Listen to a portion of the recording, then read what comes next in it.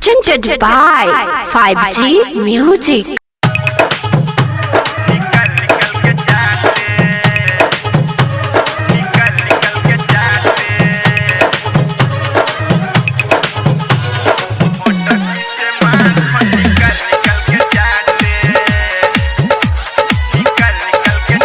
Presented by 5G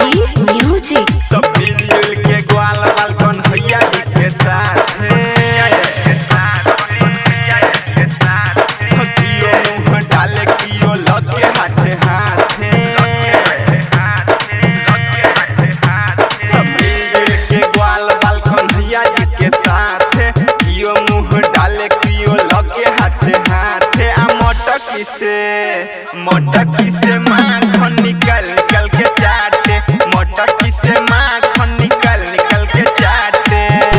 Sumit Satish रईमा Sumit Satish रईमा Sumit Satish रईमा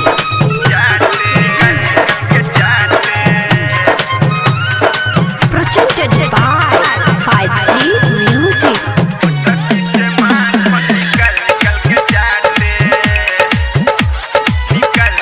अपने गाँव में कान्हा करे छै माखन चोरी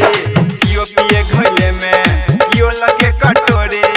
अपने गाँव में कान्हा करे छै माखन चोरी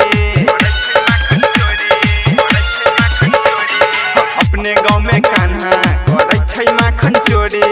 कियो पिए घोले में कियो लगे कटोरी मानै नहीं बात कनियो यशोदा मैया डांटे मानै नहीं बात कनियो यशोदा मैया डांटे मोटकी से माखन निकल निकल के चाटे मोटकी से माखन निकल निकल के चाटे सुमित सतीश रईमा सुमित सतीश रईमा सुमित सतीश रईमा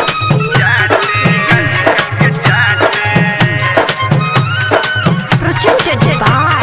5G Music.